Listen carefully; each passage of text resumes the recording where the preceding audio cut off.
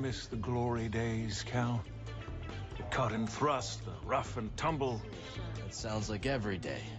Not that it's glorious. Well, I certainly had some glorious years.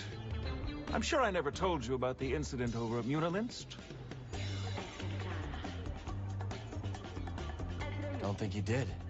I was personally escorting a shipment of, let's call it a sensitive luxury product. Unfortunately, we were accosted by a customs longship. The fence had failed to update our transponder codes and our vessel was marked. Well, push comes to shove, and we were boarded. I've got 3 customs officers waving blasters under my nose, so what do? I throw on the waterworks. Oh, Cal, you cannot imagine. I'm swearing up and down about everything from past marriages to lower back pain. Almost worked, too. But one pesky officer decided to kick open a shipping container full of the slightly incriminating powder. Guess the jig was up. No, Cal, you're looking at a professional.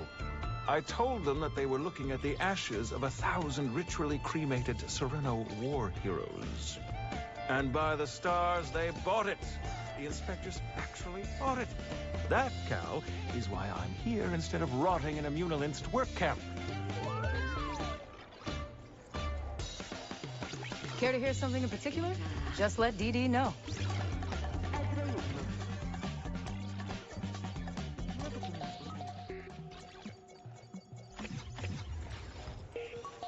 The Empire.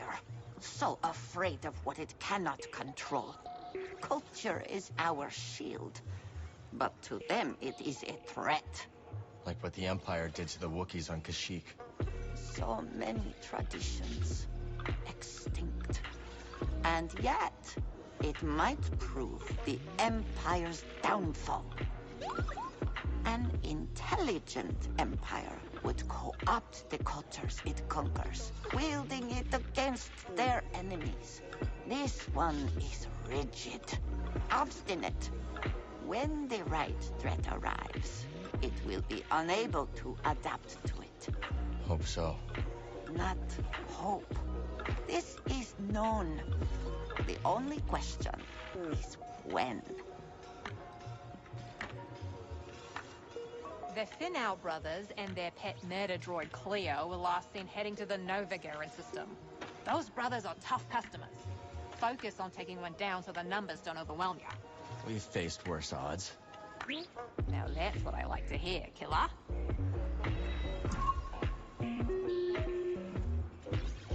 These look interesting. Huh. See ya. Got a second, Monk? Just like that. Far as I can tell. Didn't even have time to radio me. Chris. That is just... Oh, Chris. Heritage ran out of here in a hurry. Have anything to do with those lights in the sky? Z's helping us out. Monk, we're about to take off. Don't know when we'll be back. If we'll be back. That sort of trip. I see. Well, you've got no open tabs, so I suppose all that's left to say is good luck. And come to Pyloon Saloon. And we hope to see you soon. Catchy song. Maybe you missed your calling. Never too late to try something new. Till next time, pal.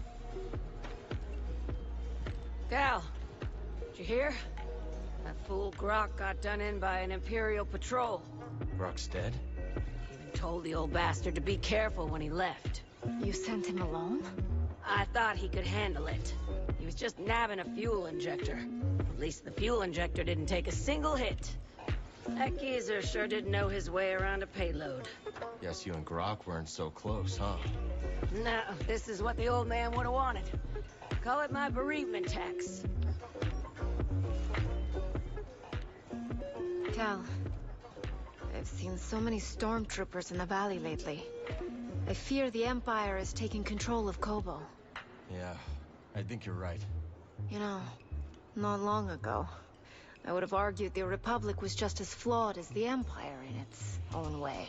But the Empire is not the Republic. And they are not just a nuisance. They're tyrants and murderers. I'm starting to think we did not win the Clone Wars. Just stay safe, Toa. You too.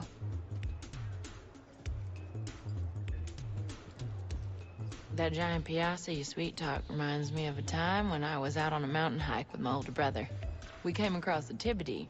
Ever seen one? Yeah, those are enormous. No kidding. Beautiful specimen. Was gonna leave well enough alone. Then, all of a sudden, the Tibity snatches my brother and takes flight. I scramble up a cliffside. Didn't want to hurt the Tibity, mind you, but I had to save my brother. Threw my spear, pierced the beast straight through. That must have been quite the throw. How'd you manage it? And what choice did I have? Brother fell, got a few scrapes. He was lucky. Wish I could have talked that Tibity down. But there are some fights you just can't avoid. Hi, Cal.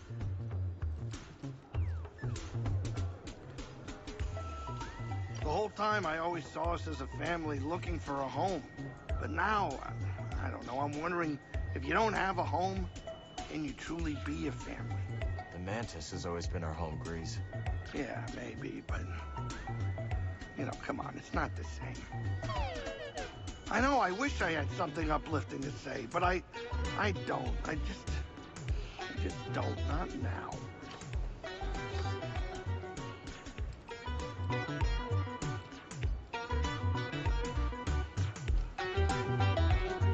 Do these Imperials spook you as much as they do me? Yeah, they do. I'm just not used to this, mate. Sure, the Reach has always been dangerous, but this feels worse somehow.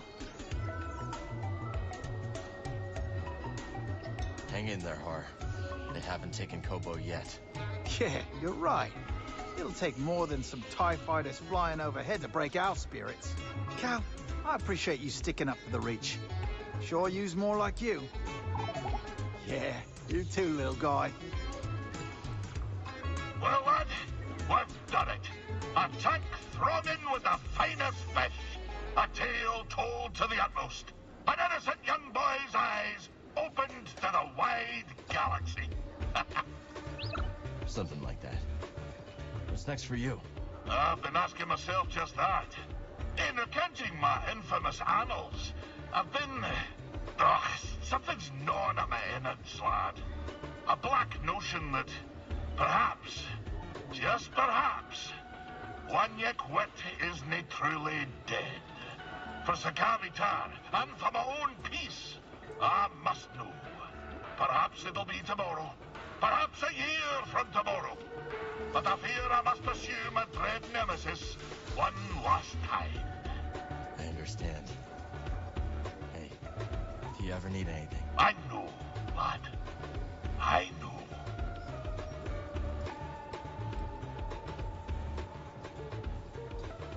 Are you ready to go? Just about. When we confront Bode, just remember, he has what he wants. He will fight to the death to keep it.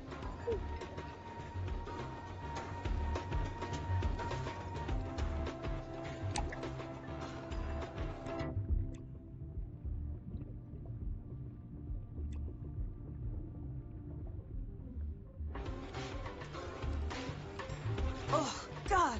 Isn't it awful? I left Coruscant to get away from the Empire. Yeah, I know the feeling, Winnie.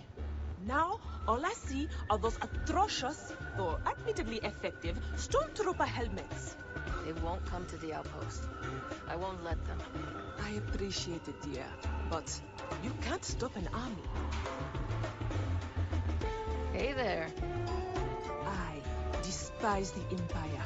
What they desire most is for us all to become the same, faithful and obedient. 1,000 empires couldn't change you, Winnie. That I know.